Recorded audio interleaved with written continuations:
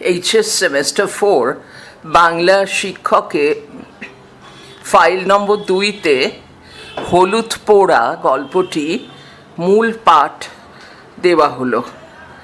Record করেছেন স্বেচ্ছাসেবী সুপর্ণা মণ্ডল। File number 3-এ হলুদ পোড়া গল্পটির উপরে বিভিন্ন ধরনের প্রশ্ন উত্তর এসভিএইচে রেকর্ড করা ছিল, সেটি তুলে দেওয়া হয়েছে।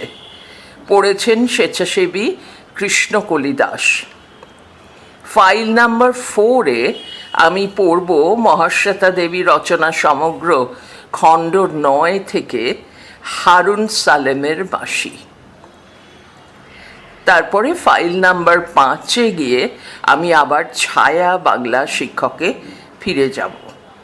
হলুদ পোড়া মানিক বন্দ্যোপাধ্যায়, পৃষ্ঠা 31। সে বছর কার্তিক মাসের মাঝামাঝি 3 দিন আগে পরে গায়ে দুটো খুন হয়ে গেল। একজন মাঝবয়সী জোয়ান মদ্য পুরুষ এবং 16-17 বছরের একটি রোগা ভীরু মেয়ে। গায়ের দক্ষিণে ঘোষেদের মজা পুকুরের ধারে একটা মরা গজারি গাছ বহুকাল থেকে দাঁড়িয়ে আছে। স্থানটি ফাঁকা, বন জঙ্গলের আব্রু নেই, কাছাকাছি শুধু কয়েকটা কলা গাছ। ওই গজারি গাছটার নিচে একদিন বলাই চক্রবর্তীকে মরে পড়ে থাকতে দেখা গেল। মাথাটা আটচির হয়ে ফেটে গেছে, খুব সম্ভব অনেকগুলি লাঠির আঘাতে। চারিদিকে হইচই পড়ে গেল বটে, কিন্তু লোকে খুব বিস্মিত হলো না। বলাই চক্রবর্তীর এইরকম অপমৃত্যুই আশেপাশের 10টা গাঁয়ের লোক প্রত্যাশা করেছিল, অনেকে কামনাও করেছিল। অন্যপক্ষে শুভ্রা মেয়েটির খুন হওয়া নিয়ে হইচই হলো কম, কিন্তু মানুষের বিস্ময় ও কৌতূহলের সীমা রইল না। গেরস্ত ঘরের সাধারণ ঘরোয়া মেয়ে, গায়ের লোকের চোখের সামনে 8-10টি মেয়ের মতো বড় হয়েছে।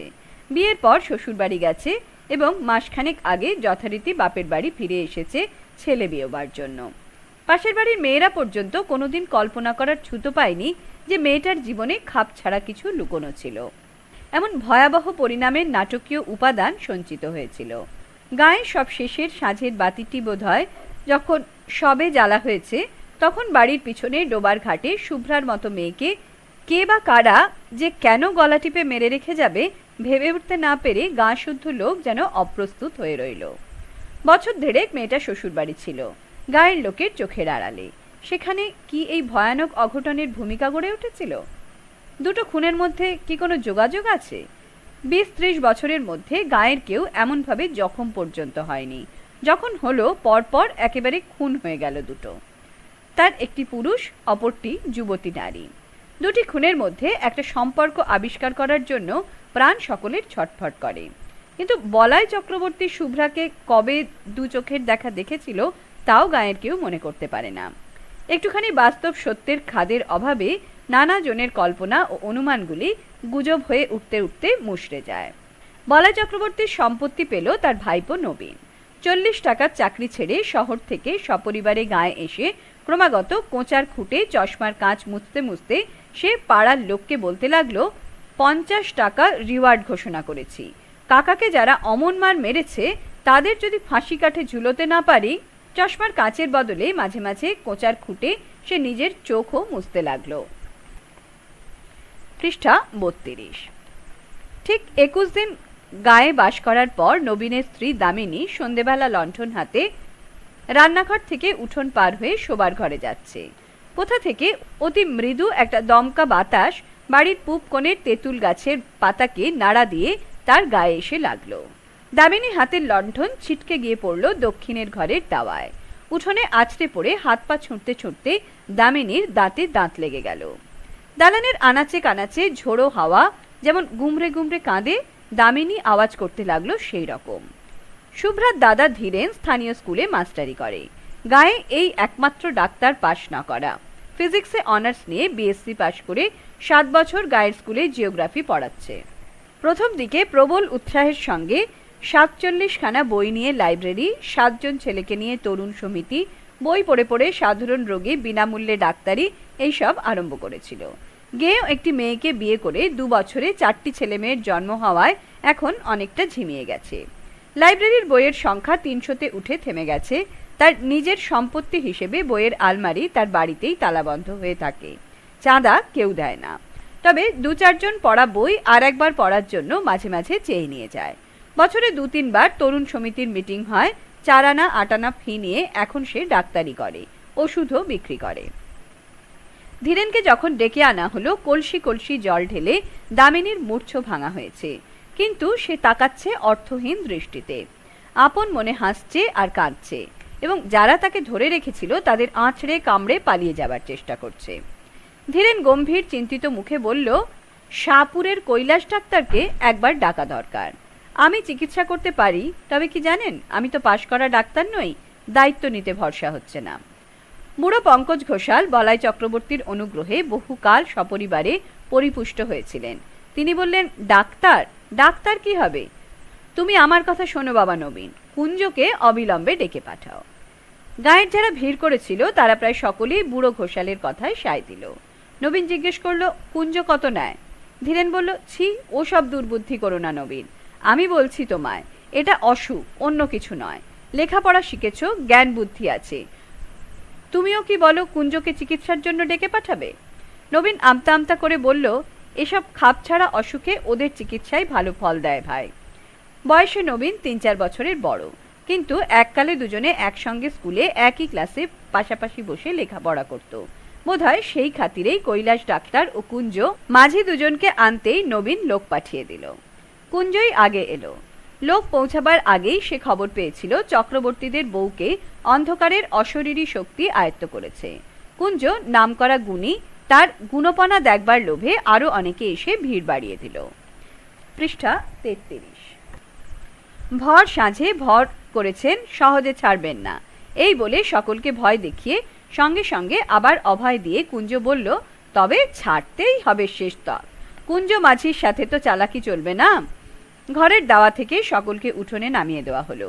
বিড়বিড় করে মন্ত্র পড়তে পড়তে কুঞ্জ দাওয়ার জল ছিটিয়ে দিল। দামিনীর এলো চুল শক্ত করে বেঁধে দেওয়া হলো দাওয়ায় একটা খুঁটির সঙ্গে। দামিনীর না রইল বসবার উপায়, না রইল পালাবার ক্ষমতা। তাকে আর কারো ধরে রাখবার প্রয়োজন রইল না। নড়তে গিয়ে চুলে টান লাগায় দামিনী আর্তনাদ করে উঠতে লাগলো। কুঞ্জ টিটকিরি দিয়ে দিয়ে বলতে লাগলো, রও বাছা ধন রও, এখনই হয়েছে কি, মজাটি টের পাচ্ছি তোমায়। ধীরেন প্রথম দিকে চুপ করেছিল, বাধা দিয়ে লাভ নেই। গায়ের লোক কথা শোনে না, বিরক্ত হয়। এবার সে আর ধৈর্য ধরতে পারল না। তুমি কি পাগল হয়ে গেছো নবীন? তুমি চুপ করো ভাই। উঠোনে 30-35 জন পুরুষ ও নারী এবং গোটা 5 লণ্ঠন জড়ো হয়েছে। মেয়েদের সংখ্যা খুব কম, যারা এসেছে বয়সও তাদের বেশি। কম বয়সী মেয়েরা আসতে সাহস পায়নি, অনুমতিও পায়নি। যদি ছোঁয়াচ লাগে, নজর লাগে, অপরাধ হয়। মন্ত্রমুগ্ধের মতো এতগুলি মেয়ে পুরুষ দাওয়ার দিকে তাকিয়ে ঘেঁষাঘেঁষি করে দাঁড়িয়ে আছে। এই দুর্লভ রোমাঞ্চ থেকে তাদের বঞ্চিত করার ক্ষমতা নবীনের নেই। দাওয়াটি যেন স্টেজ, সেখানে যেন মানুষের জ্ঞান বুদ্ধির অতীত রহস্যকে সহজবোধ্য নাটকের রূপ দিয়ে অভিনয় করা হচ্ছে। ঘরে দুয়ারে কুঞ্জ যেন আমদানি করেছে জীবনের শেষ সীমানার ওপারের ম্যাজিক। এমন ঘরোয়া, এমন বাস্তব হয়ে উঠেছে দামিনীর মধ্যে অদেহি ভয়ঙ্করের এই ঘনিষ্ঠ আবির্ভাব। ভয় সকলে ভুলে গেছে, শুধু আছে তীব্র উত্তেজনা এবং কৌতূহল ভরা পরম উপভোগ্য শিহরণ। এক পা সামনে এগিয়ে, পাশে সরে, পিছু হটে, সামনে পিছনে দুলে দুলে কুঞ্জ দুর্বোধ্য মন্ত্র আওড়াতে থাকে। মালসাতে আগুন করে তাতে সে 1-2টি শুকনো পাতা আর শিকড় পুড়তে দেয়। চামড়া পোড়ার মতো একটা উৎকট গন্ধ চারিদিকে ভরে যায়। দামিনীর আর্তনাদ ও ছটপট ধীরে ধীরে কমে আসছিল। একসময় খুঁটিতে পিঠ ঠেকিয়ে কাঠ হয়ে দাঁড়িয়ে সে বোঁজ বোঁজ চোখে কুঞ্জর দিকে তাকিয়ে নিষ্পন্দ হয়ে রইল। পৃষ্ঠা 34। তখন একটা কাঁচা হলুদ পুড়িয়ে কুঞ্জ তার নাকের কাছে ধরল। দামিনীর ঢুলু ঢুলু চোখ ধীরে ধীরে বিস্ফারিত হয়ে উঠল। সর্বাঙ্গে ঘন ঘন শিহরণ বয়ে যেতে লাগলো। কে তুই? বল তুই কে? আমি শুভ্রা গো, শুভ্রা, আমায় মেরো না। চাটুজ্জে বাড়ির শুভ্রা যে খুন হয়েছে? হ্যাঁ গো হ্যাঁ, আমায় মেরো না। নবীন দাওয়ার একপাশে দাঁড়িয়েছিল। তার দিকে মুখ ফিরিয়ে কুঞ্জ বলল, ব্যাপার বুঝলেন কর্তা? উঠোন থেকে চাপা গলায় বুড়ো ঘোষালের নির্দেশ এলো। কে খুন করেছিল? শুধো না কুঞ্জ। ওহে কুঞ্জ, শুনছো? কে শুভ্রাকে খুন করেছিল? শুধিয়ে নাও চট করে। কুঞ্জকে কিছু জিজ্ঞেস করতে হলো না। দামিনী নিজেই ফিসফিস করে জানিয়ে দিল, বলাই বুড়ো আমায় খুন করেছে। নানাভাবে ঘুরিয়ে ফিরিয়ে অনেকবার তাকে প্রশ্ন করা হলো, কিন্তু দামিনীর মুখ দিয়ে এছাড়া আর কোনো জবাব বার হলো না যে সে শুভ্রা এবং বলাই তাকে খুন করেছে। তারপর এক সময় তার মুখ বন্ধ হয়ে গেল, নাকে হলুদ পোড়া ধরেও আর তাকে কথা বলানো গেল না। কুঞ্জ অন্য একটি প্রক্রিয়ার আয়োজন করছিল, কিন্তু কৈলাস ডাক্তার এসে পড়ায় আর সুযোগ পেল না।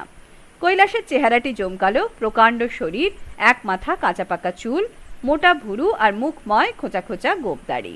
এসে দাঁড়িয়েই ষাঁড়ের মতো গর্জন করতে করতে সে সকলকে গালাগালি দিতে আরম্ভ করলো। কুঞ্জর আগুনের মালসা তার দিকেই লাথি মেরে ছুঁড়ে দিয়ে বলল, দাঁড়া হারামজাদা, তোকে ফাঁসি কাঠে ঝুলোচ্ছি। ওষুধ দিয়ে বৌমাকে আজ মেরে ফেলে থানায় তোর নামে রিপোর্ট দেব, তুই খুন করেছিস। কৈলাস খুঁটিতে বাঁধা চুল খুলে দামিনীকে ঘরে নিয়ে গিয়ে বলাইয়ের দাদামশায়ের আমলের প্রকাণ্ড খাটের বিছানায় শুইয়ে দিল। গ্যাঁট হয়ে তার বাহুতে ছুঁচ ফুটিয়ে গায়ে ঢুকিয়ে দিল ঘুমের ওষুধ। দামিনী কাতরভাবে বলল, আমায় মেরো না গো, মেরো না, আমি শুভ্রা, চাটুজ্জে বাড়ির শুভ্রা। কয়েক মিনিটের মধ্যে সে ঘুমিয়ে পড়ল। দামিনীর মুখ দিয়ে শুভ্রা বলাই চক্রবর্তীর নাম করায় অনেক বিশ্বাসীর মনে যে ধাঁধার সৃষ্টি হয়েছিল, বুড়ো ঘোষালের ব্যাখ্যা শুনে সেটা কেটে গেল। শুভ্রা 3 দিন আগে বলাই চক্রবর্তী মরে গিয়েছিল, সন্দেহ নেই। কিন্তু শুধু জ্যান্ত মানুষ কি মানুষের গলা টিপে মারে? আর কিছু মারে না?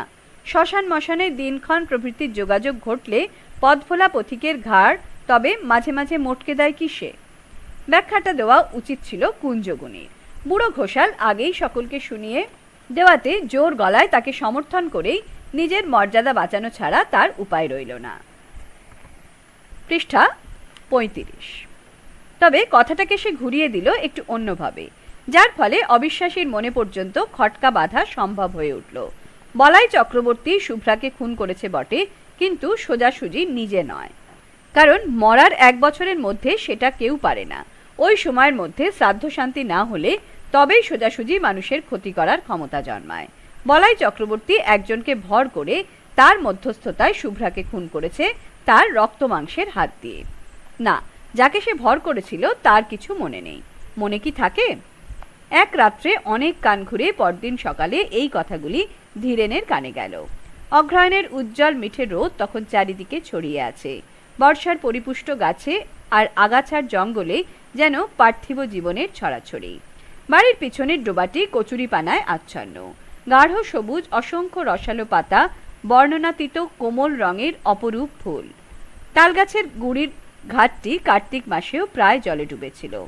এখন জল কমে অর্ধেকের বেশি ভেসে উঠেছে। টুকরো বসিয়ে ধাপগুলি এবার ধীরেন বিশেষ করে শুভ্রার জন্য বানিয়ে দিয়েছিল। 7 মাসের গর্ভ নিয়ে ঘাটে উঠতে নামতে সে যাতে পা পিছলে আছাড় না খায়। পাড়ার মানুষ বাড়ি বয়ে গায়ের গুজব শুনিয়ে গেল। আবেষ্টনীর প্রভাবে উদ্ভট কথাগুলো সঙ্গে সঙ্গে ধীরেনের মন থেকে বাতিল হয়ে গেল। ক্ষুব্ধ হওয়ার অবসরও সে পেল না। ডোবার কোন দিক থেকে, কিভাবে, কে সেদিন সন্ধ্যায় ঘাটে এসেছিল, কেন এসেছিল, সেই পুরনো ভাবনা সে ভাবছিল অনেকক্ষণ থেকে। তাই সে ভাবতে লাগলো, একমাত্র এই ভাবনা তাকে অন্যমনস্ক করে দেয়। ক্ষোভ ও বিষাদে তার এত প্রাচুর্য এখন যে মাঝে মাঝে কিছুক্ষণের জন্য অন্যমনস্ক হতে না পারলে তার অসহ্য কষ্ট হয়। অন্য কোনো বিষয়ে তার মন বসে না। ভাতের থালা সামনে ধরে দিয়ে শান্তি বলল, আমার কিন্তু মনে হয় তাই হবে, নইলে। কটমট করে তাকিয়ে ধীরেন ধমক দিয়ে বলল, চুপ, যা খুশি মনে হোক তোমার, আমায় কিছু বলবে না, খবরদার। স্কুলে যাওয়ার পথে যাদের সঙ্গে দেখা হলো, মুখে তারা কিছু বলল না, কিন্তু তাদের তাকানোর ভঙ্গি যেন আরো স্পষ্ট জিজ্ঞাসা হয়ে উঠল, কথাটা তুমি কিভাবে নিয়েছো শুনি? পুরুত ঠাকুর তাকে অনেকক্ষণ দাঁড় করিয়ে রেখে দোষ মোচনের জন্য দরকারি ক্রিয়াকর্মের বিষয় আলোচনা করলেন, উপদেশ দিলেন, বিশেষ করে বলে দিলেন যে স্কুল থেকে ফিরবার সময় তার বাড়ি থেকে সে যেন তার নিজের ও বাড়ির সকলের ধারণের জন্য মাদুলি নিয়ে যায়। স্কুলে পা দেওয়ার পর থেকে ধীরেনের মনে হতে লাগলো সে যেন বাইরে কোনো বিশিষ্ট অভ্যাগত স্কুল পরিদর্শন করতে এসেছে। তার 7 বছরের অভ্যস্ত অস্তিত্বকে আজ এক মুহূর্তের জন্য কেউ ভুলতে পারছে না। পৃষ্ঠা 36। প্রথম ঘন্টাতেই ক্লাস ছিল। অর্ধেক ছেলে আড়ষ্ট হয়ে বসে আছে, বাকি অর্ধেক নিজেদের মধ্যে গুজগাজ ফিসফাস করছে। নিজেকে জীবন্ত ব্যাঙের মতো মনে হচ্ছিল। বইয়ের পাতায় চোখ রেখে ধীরেন পড়াতে লাগলো। চোখ তুলে ছেলেদের দিকে তাকাতে পারল না। ঘন্টা কাবার হতেই হেডমাস্টার ডেকে পাঠালেন। তুমি 1 মাসের ছুটি নাও ধীরেন। 1 মাসের ছুটি? মথুরবাবু এইমাত্র বলে গেলেন আজ থেকেই ছুটি পাবে, আজ আর তোমার পড়িয়ে কাজ নেই। মথুরবাবু স্কুলের সেক্রেটারি, মাইল খানেক পথ হাঁটলেই তার বাড়ি পাওয়া যায়। চলতে চলতে মাঝপথে ধীরেনের মাথাটা কেমন ঘুরে উঠল। কদিন থেকে হঠাৎ চেতনায় ঝাঁকি লেগে মাথাটা তার এইরকম ঘুরে উঠছে। চিন্তা ও অনুভূতির আকস্মিক পরিবর্তনের সঙ্গে এই ঝাঁকি লাগে, অথবা এমনই ঝাঁকি লেগে তার চিন্তা ও অনুভূতি বদলে যায়। গাছতলায় কিছুক্ষণ বিশ্রাম করে সে বাড়ির দিকে পা বাড়ালো। মথুরবাবু এখন হয়তো খেয়ে দিয়ে বিশ্রাম করছেন, এখন তাকে বিরক্ত করা উচিত হবে না। স্কুল থেকে তাড়িয়ে দেওয়া হয়নি, 1 মাসের ছুটি দেওয়া হয়েছে। 1 মাসের মধ্যে মথুরবাবুর সঙ্গে দেখা করার অনেক সময় সে পাবে। আজ গিয়ে হাতে পায়ে না ধরাই ভালো। মথুরবাবুর যদি দয়া হয়, যদি তিনি বুঝতে পারেন যে তার বোন খুন হয়েছে বলে দামিনীর ঘোষণার ফলে তার বোনের কাল্পনিক কেলেঙ্কারি নিয়ে চারিদিকে হইচই হচ্ছে বলে তাকে দোষী করা উচিত নয়, তাহলে মুশকিল হতে পারে। ছুটি বাতিল করে কাল থেকে কাজে যাবার অনুমতি হয়তো তিনি দিয়ে বসবেন। এতক্ষণ খেয়াল হয়নি, এখন সে বুঝতে পেরেছে নিয়মিতভাবে প্রতিদিন স্কুলে ছেলেদের পড়ানোর ক্ষমতা তার নেই। মথুরবাবুর সামনে গিয়ে দাঁড়াতে লজ্জা হচ্ছে। চেনা মানুষের সঙ্গে দেখা হয়ে যাবার ভয়ে সে মাঠের পথ ধরে বাড়ি চলেছে। বাড়ি গিয়ে ঘরের মধ্যে লুকোতে হবে। দুর্বল শরীরটা বিছানায় লুটিয়ে দিয়ে ভারী মাথাটা বালিশে রাখতে হবে। সারা দুপুর ঘরের মধ্যে শুয়ে বসে ছটপট করে কাটিয়ে শেষ বেলায় ধীরেন উঠোনে বেরিয়ে এলো। মাজা বাসন হাতে নিয়ে শান্তিঘাট থেকে উঠে আসছিল। ডোবার ধারে প্রকাণ্ড বাঁশঝাড়টায় ছায়ায় মানুষের মতো কি যেন একটা নড়াচড়া করছে। ধীরেন আর্তনাদ করে উঠল, কে ওখানে, কে? শান্তির হাতের বাসন ঝনঝন শব্দে পড়ে গেল। উঠি পড়ি করে কাছে ছুটে এসে ভয়ার্ত কণ্ঠে সে জিজ্ঞেস করল, কোথায় কে, কোনখানে? বাঁশঝাড় থেকে চেনা গলার আওয়াজ এলো, আমি মাস্টার বাবু, বাঁশ কাটছি। কে তোকে বাঁশ কাটতে বলেছে? শান্তি বলল, আমি বলেছি। খেন্তি পিসি বলল, নতুন একটা বাঁশ কেটে আগা মাথা একটু পুড়িয়ে ঘাটের পথে তাড়াতাড়ি ফেলে রাখতে। পৃষ্ঠা 37। ভোরে উঠে সরিয়ে দেব, সন্ধ্যের আগে পেতে রাখবো। তুমি যেন আবার ভুল করে বাঁশটা ডিঙিয়ে যেও না। সন্ধ্যার আগেই শান্তি আজকাল রাধা বাড়া আর ঘরকন্যার সব কাজ শেষ করে রাখে। অন্ধকার ঘনিয়ে আসার পর ধীরেনকে সঙ্গে না নিয়ে বড় ঘরের চৌকাঠ পার হয় না। ছেলে মেয়েদেরও ঘরের মধ্যে আটকে রাখে। সন্ধ্যা থেকে ঘরে বন্দী হয়ে ধীরেন আকাশ পাতাল ভাবে, আর মাঝে মাঝে সচেতন হয়ে ছেলে মেয়েদের আলাপ শোনে। ছোট পিসি ভূত হয়েছে। ভূত নয়, পেতনি, বেটা ছেলে ভূত হয়। ঘরের মধ্যেও কারণে অকারণে শান্তি ভয় পেয়ে আঁতকে ওঠে। কাল প্রথম রাত্রে একটা প্যাঁচার ডাক শুনে ধীরেনকে আঁকড়ে ধরে গোঙাতে গোঙাতে বমি করে ফেলেছিল। বড় ঘরের দাওয়ার পূব প্রান্তে বসে তামাক টানতে টানতে দিনের আলো ম্লান হয়ে এলো। এখানে বসে ডোবার ঘাট আর দুধারে বাঁশঝাড় ও জঙ্গল দেখা যায়। জঙ্গলের পরে সেনেদের কলা বাগান। সেনেদের কাছারি ঘরের পাশ দিয়ে দূরে বোসদের মজা পুকুরের তীরে মরা গজারি গাছটার ডগা চোখে পড়ে। অন্ধকার হবার আগেই কুয়াশার প্রথমে গাছটা, তারপর সেনেদের বাড়ি আবছা হয়ে ঢাকা পড়ে গেল। তুমি কি আর ঘাটের দিকে যাবে? শান্তি জিজ্ঞেস করলো। না। তবে বাঁশটা পেতে দাও। বাঁশ পাততে হবে না। শান্তি কয়েক মুহূর্ত চুপ করে দাঁড়িয়ে রইল। তোমার চোখ লাল হয়েছে, টকটকে লাল। হোক। শোবার ঘর আর রান্নাঘরের ভিটের সঙ্গে দুটি প্রান্ত ঠেকিয়ে শান্তি নিজেই বাঁশটা পেতে দিল। কাঁচা বাঁশের দু প্রান্তে খানিকটা পুড়িয়ে দেওয়া হয়েছে। অশরীরী কোনো কিছু এ বাঁশ ডিঙোতে পারবে না। ঘাট থেকে শুভ্রা যদি বাড়ির উঠোনে আসতে চায়, এই বাঁশ পর্যন্ত এসে ঠেকে যাবে। আলো জ্বালার আগেই ছেলে মেয়েদের খাওয়া শেষ হলো। সন্ধ্যাদীপ না জেলে শান্তির নিজের খাওয়ার উপায় নেই। ভালো করে সন্ধ্যা হওয়ার আগেই সে তাড়াতাড়ি দ্বীপ জেলে ঘরে ঘরে দেখিয়ে শাঁখে ফুঁ দিল। 10 মিনিটের মধ্যে নিজে খেয়ে ধীরেনের ভাত বেড়ে ঢাকা দিয়ে রেখে রান্নাঘরে তালা দিয়ে কাপড় ছেড়ে ঘরে গিয়ে ঢুকলো। বিকেলে আজকাল সে মাছ রান্না করে না। এঁটো কাটা নাকি অশরীরী আত্মাকে আকর্ষণ করে। খাওয়ার হাঙ্গামা খুব সংক্ষেপে, সহজে এবং অল্প সময়ে সম্পন্ন হয়ে যায়। ঘরে আসবে না? না। পৃষ্ঠা 38। তখন আকাশ থেকে আলোর শেষ আভাটুকু মুছে যায়নি। 2-3টি তারা দেখা দিয়েছে। আরও কয়েকটি দেখা দিতে দিতে আবার হারিয়ে যাচ্ছে। আর 1 মিনিট কি 2 মিনিটের মধ্যে রাত্রি শুরু হয়ে যাবে। জীবিতের সঙ্গে মৃতের সংযোগ স্থাপনের সবচেয়ে প্রশস্ত সময় সন্ধ্যা। ভর সন্ধ্যাবেলা শুভ্রা দামিনীকে আশ্রয় করেছিল। আজ সন্ধ্যা পার হলে রাত্রি আরম্ভ হয়ে গেলে চেষ্টা করেও শুভ্রা হয়তো তার সঙ্গে কথা বলতে পারবে না। আর দেরি না করে এক্ষুনি শুভ্রাকে সুযোগ দেওয়া উচিত। চোরের মতো ভিটে থেকে নেমে বাঁশ ডিঙিয়ে ধীরেন পা টিপে টিপে ডোবার মাঠের দিকে এগিয়ে গেল। অদ্ভুত বিকৃত গলার ডাক শুনে শান্তি লণ্ঠন হাতে ঘর থেকে বেরিয়ে এলো। বাঁশের ওপারে দাঁড়িয়ে হিংস্র জন্তুর চাপা গর্জনের মতো গম্ভীর আওয়াজে ধীরেন তার নিজের নাম ধরে ডাকাডাকি করছে। গেঞ্জি আর কাপড়ে কাদা ও রক্তমাখা, ঠোঁট থেকে চিবুক বেয়ে ফোঁটা ফোঁটা রক্ত গড়িয়ে পড়ছে। বাঁশটা সরিয়ে দাও, ডিঙিয়ে এসো, বাঁশ ডিঙিয়ে চলে এসো। কি হয়েছে, পড়ে গেছো নাকি? ডিঙোতে পাচ্ছি না, বাঁশ সরিয়ে দাও। বাঁশ ডিঙোতে পারছে না? মাটিতে শোয়ানো বাঁশ? শান্তির আর এতটুকু সন্দেহ রইল না। আকাশ চেরা তীক্ষ্ণ গলায় সে আর্তনাদের পর আর্তনাদ শুরু করে দিল। তারপর প্রতিবেশী এলো, পাড়ার লোক এলো, গায়ের লোক এলো, কুঞ্জও এলো।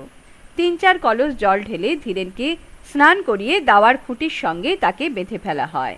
মন্ত্র পড়ে জল ছিটিয়ে মালসার আগুনে পাতা ও শিকড় পুড়িয়ে ঘণ্টা খানেকের চেষ্টায় ধীরেনকে কুঞ্জ নিঝুম করে ফেলল। তারপর মালসার আগুনে কাঁচা হলুদ পুড়িয়ে ধীরেনের নাকের কাছে ধরে বজ্রকণ্ঠে সে জিজ্ঞেস করলো, কে তুই? বল তুই কে? ধীরেন বলল, আমি বলাই চক্রবর্তী, শুভ্রাকে আমি খুন করেছি।